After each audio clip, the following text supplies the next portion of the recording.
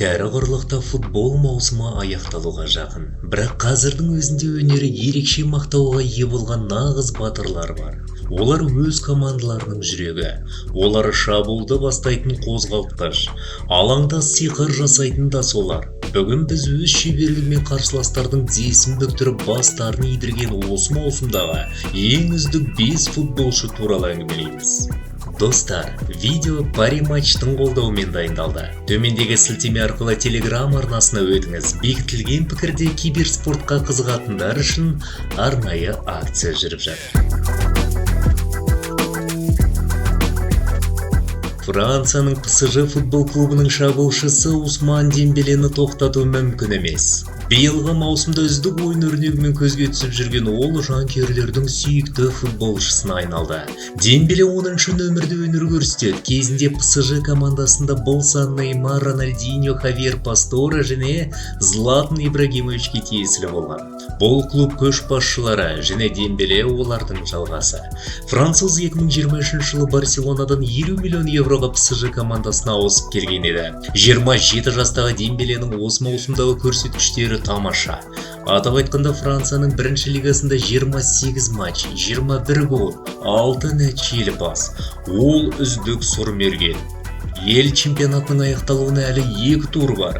Ал PSG маусымының соңына дейін 6 тур қалғанда мерзімінен бұрын ел чемпионы. Қазір командада 78 ұпай бар. Турнирлік кестеде екінші сатыда келе жатқан Марсель 19 ұпайға қалып келеді. Франция кубогында Дембеле 3 ойын өткізіп 3 гол соқты. Суперкубокта 1 матчқа қатысып қарсылас қақпаға тоғытылған бір доптың авторы. Чемпиондар лигасында 14 ойын өткізген, 8 голдың авторы 4 мәрте нәтижелі пас шығарған. Соңғы рет ол сырт алаңда Арсеналға қарсы өткен жартылай финалдың бірінші матчында қарсылас қақпаға тоғытылған жалғыз доптың авторы атанып, командасына басымдық сыйлады. Бірақ бұл ойында ол жарақаттанған. Дегенмен жауапты кездесудің 70-ші минутында қосалқы құрамынан алаңға шыққан Вингер небәрі 2 минут өткеннен кейін командаласы Ашраф Хакимиге нәтижелі пас шығара білді. Осылайша Дембеле Килиан Мбаппенің рекордын жаңартты. Маусым ішінде 11 нәтижелі әрекет. Айта кетерлігі, жартылай финалдың жауапты матчында Арсеналды 2-1 есебімен тізе PSG соңғы 5 жылда екінші рет кәрі құрлықтың басты доп додасының финалында өнер көрсетуге мүмкіндік алып отыр. Ақтық сында париждіктер жартылай сында азулы Барселонадан айласын асырған Интер командасымен кездеседі. Гол спорттық порталының нұсқасы бойынша Усман Дембеле алтын допқа басты үміткер. Ол шешуші сәттерде ойынның тізгінін қолға алады. Хвича Кварацхелиямен бірге олар кез келген қорғаныс үшін үлкен қауіп.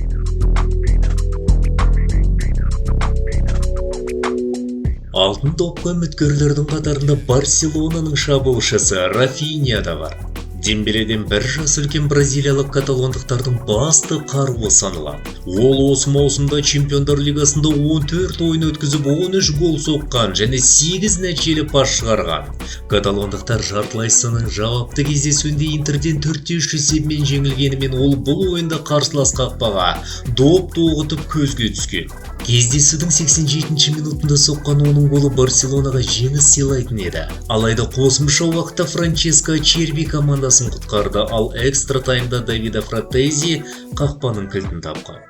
Достар, егер сіз өткен ойындардың қорытындысынан хабардар болғыңыз келсе, төменде видеоның сипаттамасында көрсетілген сілтеме арқылы SportPulse сайтына өтсеңіз болады. Сондай-ақ онда барлық матчтардың лайв нәтижелерін бақылап, алдағы ойындардың күнтізбесін және чемпионаттардың турнирлік кестелерін көруге болады. Футбол әлеміне толық ену мүмкіндігін пайдаланыңыз. Рафинья өте еңбекқор футболшы. Қарсыластарына дес бермей соңына дейін ойнайды. Испания суперкубогында 2 ойын өткізіп 2 мәрте көзге түсті. 1 нәтижелі пас шығарған. Ал Ла Лигадағы көрсеткіштері 32 ойын 16 гол. 34 турдың қорытындысы бойынша Барселона 79 ұпаймен турнир кестесінде көш бастап келеді. Екінші сатыда Мадридтік Реал, ал үздік үштікті Атлетико түйіндеп тұр. Рафинья биыл командасымен Испания кубогын жеңіп алды. Ол Барсада допты алға жылжытуда көшбасшы. Жартылай қорғаныс пен шабуыл арасындағы көпір. Ол болмаса Фликтің тактикасы жай ғана теория болар еді.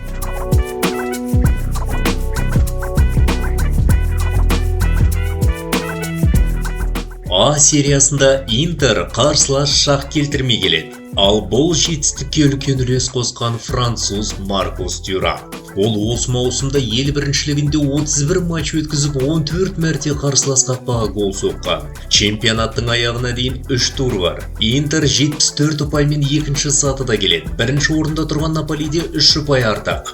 Дегенмен алдағы ойындарда ұпай алу мүмкіндігі жоғары болғандықтан Интер турнир кестесінің көшбасшысы болатынына сенім бар. 27 жастағы Тюрам Чемпиондар лигасының осы маусымында 13 ойын өткізіп 4 голдың авторы атанды. Алда ПСЖ аяқдопшыларына қарсы финал өтеді. Интердің шабуылшысы кәріғырлықтың басты доп-додасының жартылай финал ойындары тарихында ең жылдам гол соққан екен. Бұл ерекше оқиға Барселонаға қарсы өткен жартылай финалдың бірінші матчында болды.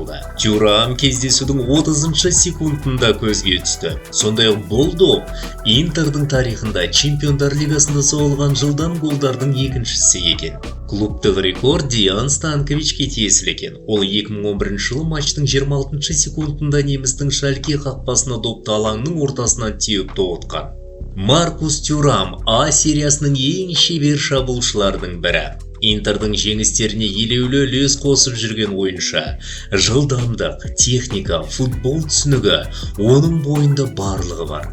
Ол өзінің тегіне лайық ойын көрсетуде. Маркус Франция құрамасының сапында әлем және Европа чемпионы атанған атақты футболшы Лилиан Тюрамның баласы.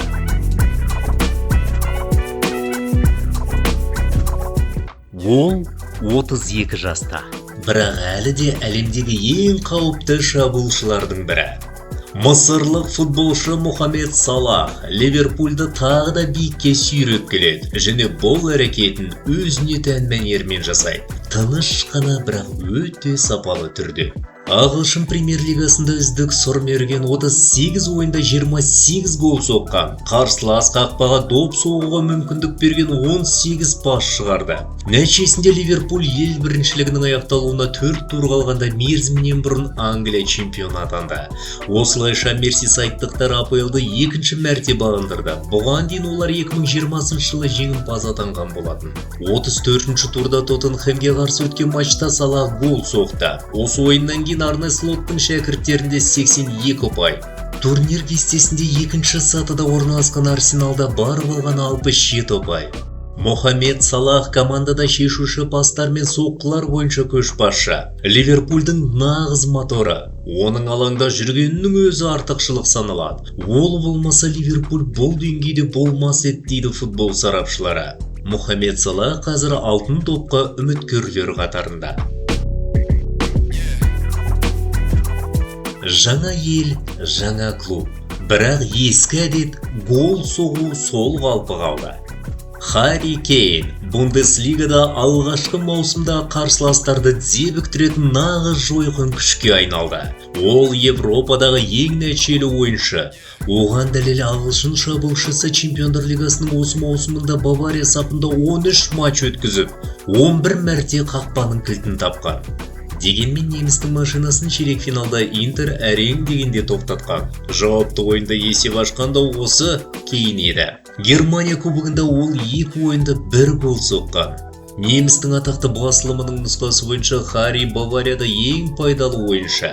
Бундеслигада 29 ойын өткізіп 24 мәрте қақпаға доп тоғытқан. Ол ел чемпионатының үздік сұр мергені. Тәртіпті сақтап ойнауды біледі. Осы маусымда қызыл қағазы жоқ. 4 мамырда ел біріншілігінің 32 турында Байер және Фрайбург арасында өткен матч 2-2 есебімен аяқталды. Ал бір күн бұрын Бавария Лейпцигпен кездесіп 3-3 есебімен тең тарқасқан. Байердің тең ойыны еншісінде 76 ұпай бар Баварияға мерзімнен бұрын чемпион атануға мүмкіндік берді. Турнир кестесінде 68 ұпаймен екінші сатыда тұрған Байер мюнхендіктерді қандай жағдай болмасын қуып жете алмайды. Осылайша 31 жастағы Харри Кейн алғаш рет мансабында трофей иесі атанып отыр. Ал оның командасы 34-ші рет ел чемпионы атанып ұлттық рекордты орнатты. Егер Кейн болмағанда Баварияның маусымы онда сәтті болмас еді дейді сарапшылар. Олар маусымның жұлдыздары. Олардың ойына шабыттандырады. Олардың голдары тарих. Ал сен үшін олардың қайсысы нөмір 1?